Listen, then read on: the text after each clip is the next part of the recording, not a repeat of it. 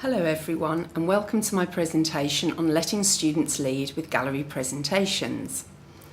I'm WILSON JIWATRAM, and it's an absolute honour to be here as part of the Education Closet STEAM and Arts Integration online conference.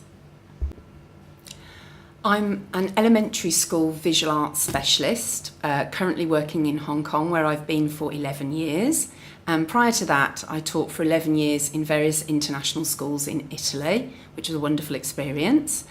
And before that, 3 years in Birmingham, England, which is where I'm originally from. And next month, we will be moving to Vietnam, where I will be the upper elementary visual arts teacher at the United Nations International School of Hanoi.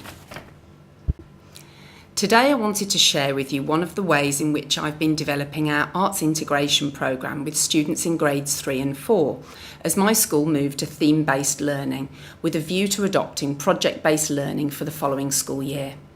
Student-led galleries are an active and engaging experience for our students to take further ownership of their learning, while showcasing to parents and other interested parties the work they've done in arts integration within classroom units of inquiry. In this presentation, I will share examples of student-led galleries in action, challenges and successes and how these were overcome to create meaningful and powerful experiences for our students, staff and parents, the arts integration with content areas that were the basis for these galleries, and why I believe that student-led galleries are so powerful. I hope you'll find something useful to use in your own contexts. This year, my school introduced theme-based learning as a soft start to a future project-based learning push. Collaborative planning meetings were introduced to facilitate this, with homeroom teachers, language specialists, technology teachers and myself, the visual art leader, all attending. Previously, it had been quite challenging to plan authentic arts integration units, as I was not involved in planning meetings with other subject areas. But during this year's collaborative planning sessions, we were able to plan units of inquiry around themes which would stimulate the students' interest and meet the standards requirements for the curriculum my school currently uses, the Ontario curriculum. I was also able to see how I could authentically integrate visual arts experiences with, particularly this year, the social studies standards of history and geography. You could, of course, integrate with other content areas too, but as you'll see, the examples I'd like to share with you were very much focused on geography-led units, and in one case on a unit with a strong historical focus. We came up with the idea of mountaintop events at one of our collaborative planning meetings. We wanted to start each unit with an exciting entry event to inspire students, and thought that an equally exciting conclusion would enable the children to show and share their learning. And so, mountaintop events were born. Our mountaintop events followed the project, presentation, product, performance idea from the project-based learning approach. We wanted to aim for variety, to find different ways in which the students could manage and share their learning with parents, for them to essentially showcase everything they'd been working on. Coming from the visual art perspective, galleries made perfect sense. They can be framed specifically for the purpose of the unit. With grade 3, we held 2 student-led gallery events this year. The first, for our unit on chocolate and fair trade, was called Raise the Bar Marketplace. The second, for our unit on world travel and transport, was named the Gateways to the World Global Gallery. With grade 4 students, we led a Choose a Charity gallery, showcasing their learning from our On the Move unit, focused on immigration and refugees. And for the second gallery with grade 4, matched to our Beyond the Great Wall historically based unit on ancient China, we held a student-led presentation of Process, a living gallery, if you will, a gallery in action, during which the students talked their parents through the process of creating a terracotta warrior from clay. So let's look a little more in detail at each unit. Raise the Bar with grade 3 had several art elements incorporated with the geography standards, as you can see below. We started the unit with our exciting entry event of chocolate tasting, possibly the children's favourite event of the year. The students then worked in small groups for this unit and planned and made 3D printed chocolate moulds using Tinkercad to match their group's chocolate product. After inquiry content lessons about fair trade and product design, students worked in small groups to market their group's chocolate product. Designs were created for chocolate boxes, a product logo, and chocolate wrappers. The elements of art and principles of design were heavily drawn upon as the students negotiated with their group which direction their designs would take. In preparation for the mountaintop event of the Raise the Bar marketplace, each group was then tasked with creating posters and backdrops for their market booth. The idea was that they would need to draw attention to their product from a distance, as parents who were invited to this student-led gallery would be asked to vote for their favourite chocolate product of the day. This was a wonderful opportunity to bring in some language standards as well, with students thinking up slogans to match their product. Here we met our first challenge when facilitating student-led galleries: how to organise the space. Our school have one medium-sized basement area which is used for assemblies, meetings and such like. We had to book way ahead of time, and we had 2 classes lead their marketplace together at any one time, so 3 events in total, as we are a 6th form entry school. Ideally, it would have been preferable for the whole grade to present together, but the space in Hong Kong would not allow for that. This was our first official mountaintop event and was very well attended by parents. We were sure to invite them well enough in advance so that the majority of parents could come. Their parents themselves followed their children's progress online throughout our unit through Seesaw learning journals prior to the event, so they had a good idea of what to expect. During the student-led gallery, our job as teachers was simply to welcome the parents and hand over to the students. And here is the power of student-led galleries. The children authentically have ownership of their learning and can see a purpose to their units of work. They were proud and eloquent and answered their parents' questions with passion. The children had made their own chocolate project with their homeroom teachers, and during this marketplace gallery, talked their parents through each step of the design process, from moulds to wrappers to posters and backdrops. And so to Grade 3's next unit, Gateways to the World. We held an exciting entry event out of school. This unit had a focus on world transport and environmental impacts, so we took the children on a morning field trip to Kai Tak Passenger Terminal here in Hong Kong. This is the old airport, and it's now a functioning ferry terminal. The old runways can still be seen, and the location is ideal for introducing the idea of environmental impact. During the afternoon of the same day, we then visited the educational centre at the current international airport in Hong Kong. Many questions were generated from the day, which would stimulate their curiosity for the coming unit. In this Gateways to the World unit, the Grade 3 students worked individually on an inquiry about one chosen global location. We split each class into sea, land and air groups to give them a focus for the transport aspect. Students researched their location from the point of view of travel first, calculating costs, time zones and so on. Digging deeper, they then had to discover more about their country and city, which became the stimulus of our visual artwork. First through drawing developments and work on composition, and then through the media of collage with textiles to depict a landscape from their location. These were eventually folded and bound to become the book cover for their unit of inquiry work about their destination country. In preparation for the actual mountaintop event, a global gallery, students organised themselves to develop an information board about their destination country.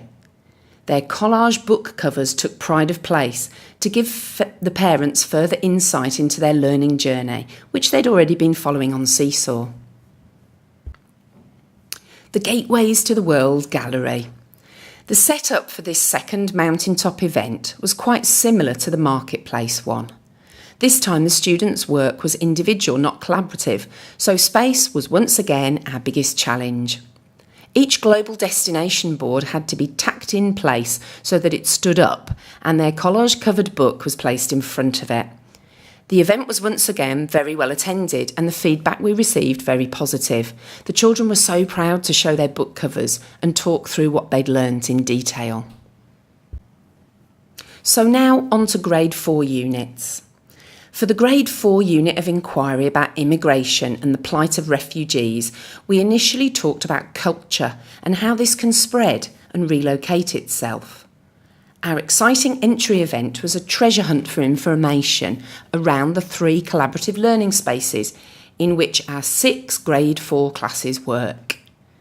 Initially beginning with work on culture, celebrations and symbolism in art, my first art integration lessons focused on Mendi art form and how it has spread worldwide by the movement of populations. I found this to be particularly powerful because this art form is used across different religions in many different regions of the world.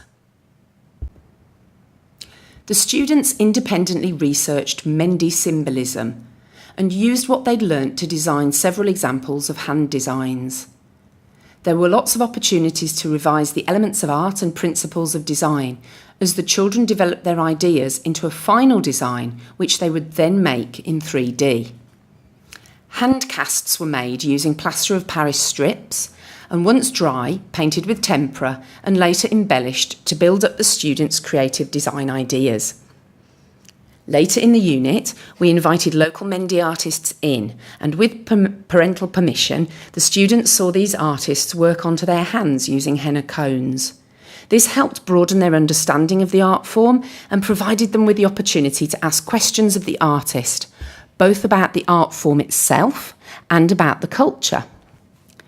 We were lucky enough to have both Hindu and Muslim artists join us for this. The power of the local arts community provided us with such a valuable experience for our students. The next part of the Arts Integration Unit involved a more detailed focus on the plight of refugees and upon ideas for action through the children collaborating in small groups to design a charity with a specific focus on one area they believed they could help with. Much research went into the world refugee situation and upon existing organisations who strive to help them. The students then clarified their ideas, decided upon a name of their design charity, and we worked with the elements of art and principles of design once again, this time to create logos. This process took several sessions and groups refined, developed and simplified their ideas.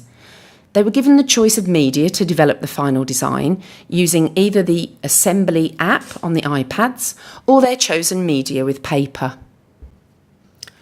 Once their logos were finalised, presentations were created about their charity's mission and a poster design was developed, once again with freedom of choice for media.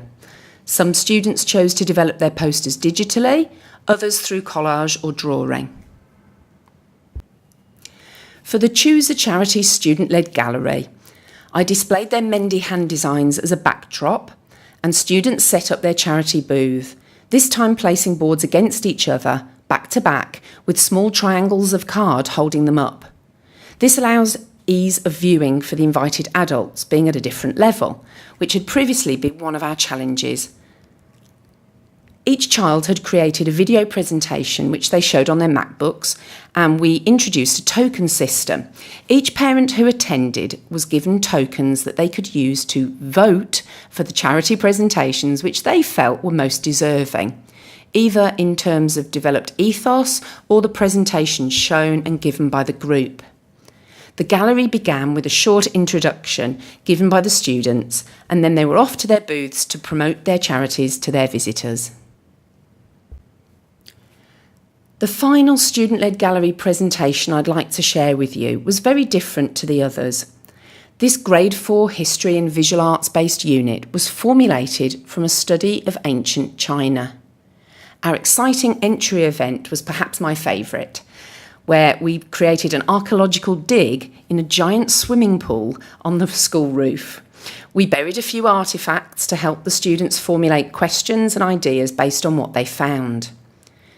This start led into inquiry content lessons about the organisation of ancient Chinese society and how we know about this today.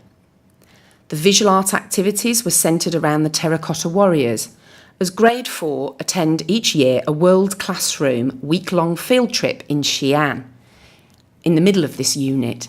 So our students are fortunate enough to view the actual terracotta warriors in situ. It's a wonderful opportunity for direct observation that gives an idea of scale in a way that no other experience could. And so, why was this particular student-led gallery presentation so different from the others? For this final presentation, I wanted to be able to really showcase the process rather than the product, and to have the students teaching their parents. My current school do not have an art room, and I work in an art in a cart role. The challenge here, therefore, was how to best show parents just how much their students have learnt in our art lessons together. I pre-taught clay hand-building skill techniques, but on the gallery day itself, the students led the lesson, sharing with their parents how to proceed with building and joining forms. I prepared trays of materials with a prompt card for score, slip, stick, smooth, and a number of other visual resources showing the terracotta warriors for inspiration for decoration. After a quick welcome and a single-page keynote reminder to the students, they were off. In a double session, the students did a wonderful job of leading their parents in the activity, and the collaborative aspect was enjoyed by all. We received some wonderful feedback from parents and students alike.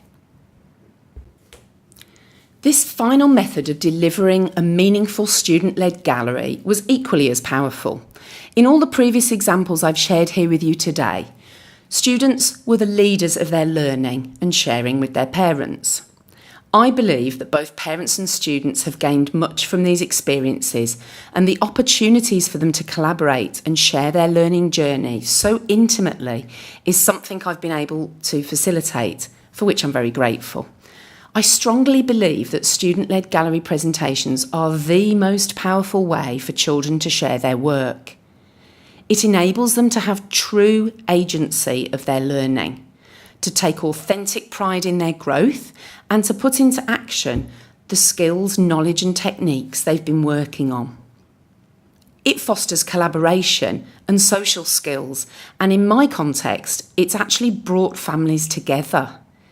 It can be used as a wonderful summative assessment tool as well, and I personally have seen a huge development in the quality of my students' artists' reflections and evaluations following these gallery presentations.